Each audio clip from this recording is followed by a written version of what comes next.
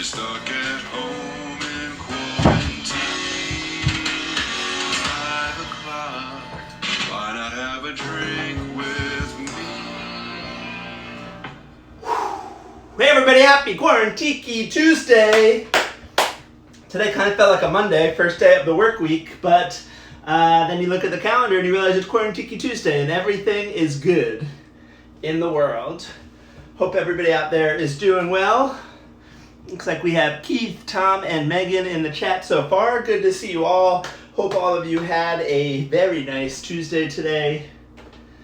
I had a pretty busy day, a really productive morning. I was in a professional development session from like 9 to 1. So that went well. We had our house cleaned today, so I had to make sort of a makeshift office in Helen's sewing room, which worked out pretty well. But once I realized it got hot today, I don't know if it got hot where you are, but it got hot today. So when I put two and two together this morning, I'm like, I'm going to install the air conditioner in this room. So that was a bit of a godsend. But this afternoon it got really, really warm. And then I had enough of a break where I was able to run a couple of quick errands. And so I ran to Costco, that was normal. Got my weekly pineapple, so I feel good about that. And then had to pick up some paint from the paint store that Helen had ordered because she's working on a painting project in our house on our first floor, painting all these rooms and whatnot. So anyway, did that, and the thing that immediately struck me as I came out of Costco and started walking to my car is that being in a hot parking lot with a mask on your face, not a good combination. Oh, it got so hot and uncomfortable so fast. So that's something I think we're all going to kind of have to acclimate to over the course of the coming summer. So that's a bit unfortunate. The other thing that happened today is I got some interesting mail. I almost threw it out. So we got an envelope. It's like a medium thickness envelope in the mail addressed to Ryan Williams. Now, you all know I did not take Helen's last name when we got married, nor did she take mine. So I was like, all right, this is some weird like mail merge, spammy, junk mail thing. And I almost threw it. You know what, I'm going to open this up. And I opened it up. And what is it? Oh, it is my economic impact payment card from the IRS or from the federal government or whatnot.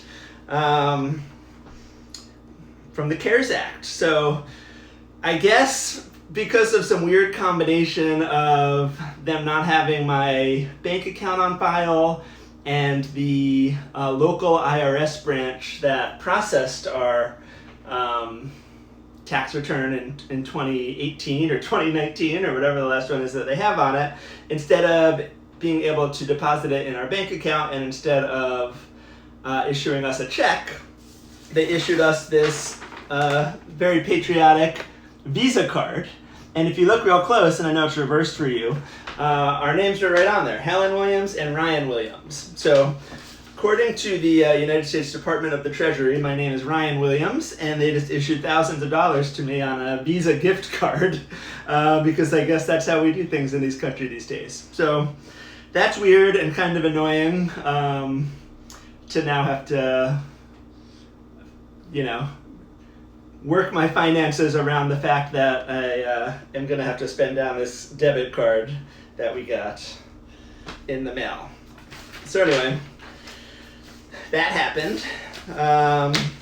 And so with that, let's enjoy a nice cocktail. So tonight we are making a fun and nice historic tiki cocktail called 3 Dots and a Dash. Some of you might know that there's a great tiki bar in Chicago called 3 Dots and a Dash. It's right in downtown Chicago. Super nice. If you make it to Chicago, I would go early in the evening. Later in the evening, it gets super crowded and also turns almost a little clubby. Not the real tiki vibe. So you want to go right when they open or between 5 and 9 on a weekday, or maybe between 5 and 8 on a weekend day. And I think they open at 5. And get there early so that you can get a seat at the bar. They'll still be playing the cool, tiki and exotica music that you come to expect and want out of a chill tiki bar. And then if you want to continue tikiing late into the evening, then you have to hop in an Uber and go to Lost Lake, which is the better in my opinion, tiki bar in Chicago, and also just much more chill. It's like your neighborhood tiki bar, which I really appreciate. Interestingly, one of the head creative guys from Three Dots and a Dash, Paul McGee, left Three Dots and a Dash to open Lost Lake, and so that's been a whole thing too. Anyway, where does this name come from? Why 3 dots and a dash? Well, you might recognize it as Morse code. And I don't know if we have any Morse code aficionados in the chat today, but 3 dots and a dash is Morse code for the letter V. And in fact, this drink was created by Don Beach of the famous Don the Beachcombers tiki bar, really the godfather, the original, the OG tiki bar, Don the Beachcombers. Don Beach made this during World War II as a sort of nod to V for victory. 3 dots and a dash means V. The V is for victory. And it's a cool kind of classic tiki drink, kind of what you'd expect from a tiki drink. But I'm excited to make it today. And then we're going to have some fun with the traditional garnish. So a little teaser for you there, but that's a little bit exciting thing to look forward to. One of the things that also, well, we'll get to the glassware in a second, but let's start building our glass in our mixing glass. So I'm going to start with my juices. The juices are lime and orange. Not a ton of, a medium amount of tiki drinks use orange juice, but you think of more lime than orange, or lime and pineapple as the tiki flavors, but this one uses orange, and it's 50-50 lime and orange juice, so half an ounce of each of those. So I'm going to juice these limes up, and looks like I'm going to need a whole lime. These are pretty small limes here, so a whole lime will give me the half ounce that I need. Perfect. And then I just, about 10 minutes ago, juiced some fresh orange juice. So we've got our half ounce of that. Beautiful. Next, we're going to get our sweeteners and spices. So we're going to do half an ounce of honey syrup. Remember, this was just like a 50-50 honey to hot water mixture that you shake up, and it just loosens it up and makes it easier to work with. So we're going to use half an ounce of our honey syrup. Very nice. And next we have our Velvet Falernum and our Allspice Dram. So we're going to use 1/4 ounce of each of these classic tiki ingredients. The Velvet Falernum, remember, is a Barbados tradition where they steep lime and ginger and cloves and I think almonds to make this beautiful liqueur. So just 1/4 ounce of that. And then our allspice dram, also known as pimento dram, apparently the same thing, which is a tradition of the West Indies, as it says on the bottle. That'll give it some nice spice to it, 1/4 ounce of that. And then we have 1 dash of Angostura bitters. Now, Angostura, these are just about out, but I bought a new bottle. I have a backup bottle in the cabinet, and especially making my own bitters, I make a good deal of cocktails, right? And I use bitters quite a lot, but these still just last forever because these like a dash at a time. And I'm trying to figure out if this is my 3rd ever bottle of Angostura bitters, maybe my 4th, but anyway, that one's going to make its way into the recycling soon, and we'll go to our next one. And then finally, it wouldn't be a tiki drink without some rum. That's not strictly true, but today it is. And we're going to use a 50-50 rum blend for a total of 2 ounces. I'm going to use a rum agricole, which is a Martinique rum. This one's Clement, which is just super earthy and vegetal. And then I'm going to use a blended aged rum. In this case, I'm using the Diplomatico Reserva, which is quite good. And so I'm going to do 1 ounce of each of these. If you didn't have the rum agricole here, you can definitely use like a Smith & Cross, but you want something that's going to be funky and earthy and have some interest in that sense. Oh yeah, this has really grown on me, this rum agricole, making the tea punches and just that real earthy, grassy, vegetal scent. I've come to quite like it. It's very nice. And that's it. So we've built our drink here. And next I'm going to grab and crush some ice. So I need to grab my Lewis bag. Be right back. And from the freezer, I'm going to grab my ice right around here.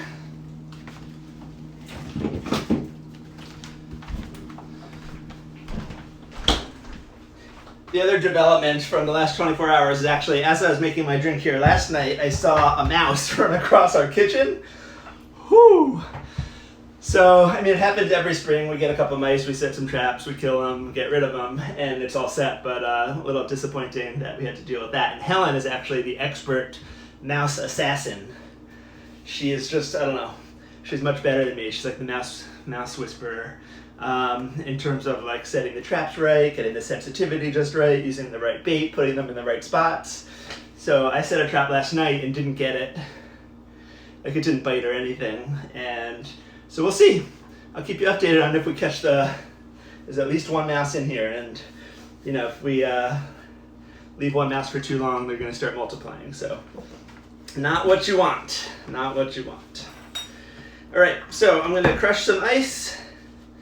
Get about 4 or 5 cubes in here.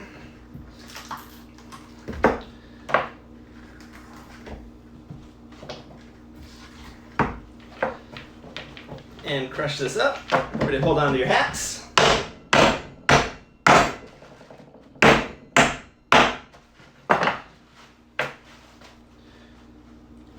And let's pour it in.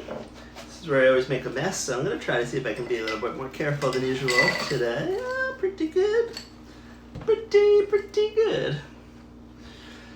All right, now I'm going to add a couple more whole cubes, as I like to do. These are called like the agitator cubes, to really just give it a lot of oomph there, along with the crushed ice. And it's time to shake.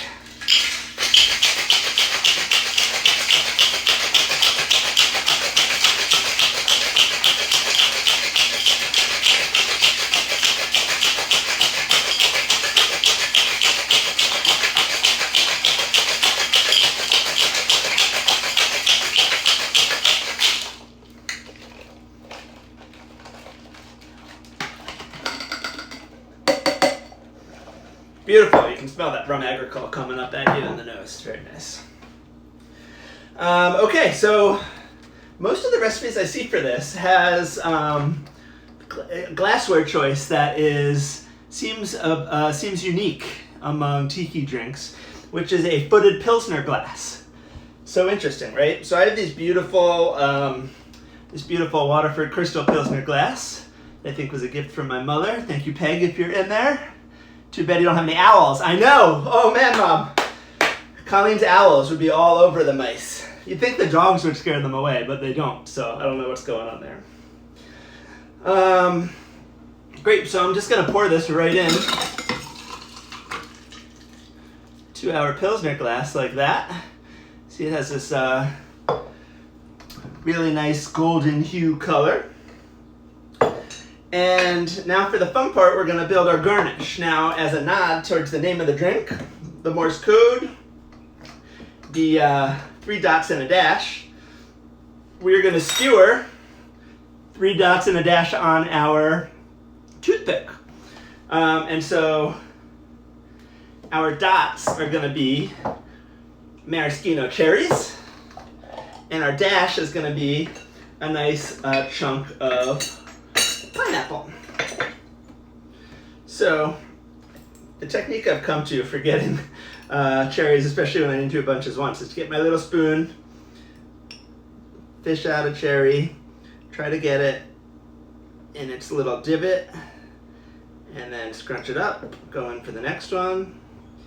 The other beautiful thing about this drink is that you get to eat 3 delicious maraschino cherries, which doesn't get any better than that. These cocktail picks are nice and sharp too, which helps with this process too. Although having trouble with this third one, get in there. Come on, little one. Oh, come on. All right, there we go. All right, let some of these juices just drip down so we don't make too much of a mess. Now I'm gonna take my dash, the pineapple that I pre-cut a moment ago. I'm gonna lay that 3 dots and a dash right like that across the edge. Take my straw, and there we have it. The classic World War II era Don Beach tiki drink, 3 dots and a dash. Let's see if we can take a quick picture because it's oh so beautiful.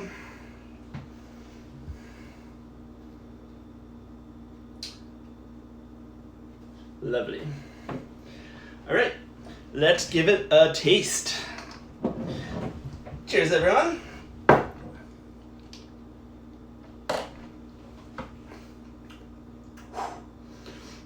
Fantastic. Right, Mr. Tiki Man? That is a fantastic drink. It, there's not a ton of citrus in it, right? It's just a half ounce of orange juice, half ounce of lime juice, but it comes through, but it doesn't overwhelm the rum. This is like a slightly more like rum forward drink, but even that is tempered a lot by the honey syrup and the falernum, and then you get that spiciness from the falernum and especially from the allspice dram that makes this a really nice, surprisingly balanced drink for all of the intense ingredients that you're putting in there.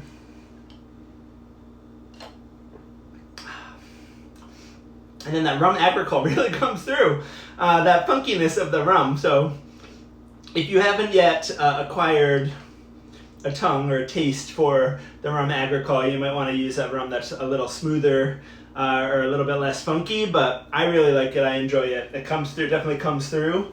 And like I said, I used an ounce of that with an ounce of just our regular blended aged rum, and I think that worked well. Some recipes have you go like 3-to-1 with the rum agricole more dominant, so if you wanted it extra funky, you can definitely do it that way. But that's the fun part of the tiki drinks. Once you start to get a taste for how the different rums come together, it really is an art, and that's something that I've learned. When I was starting, it was always I used 4 different rums, but like it could have been any rums, and like they don't actually work well together if you don't know what you're doing. And so it's been fun, a fun journey to kind of start to get to know what different rums bring, and to be able to pick out and taste how the different rums affect it. Because blending different rums doesn't mean anything, rather versus using just one rum, unless you can taste them and really appreciate what difference they make. But anyway, 3 dots and a dash, a delicious drink. I would strongly recommend it. Also recommend the bar in Chicago, and I think too this was fitting the day after Memorial Day.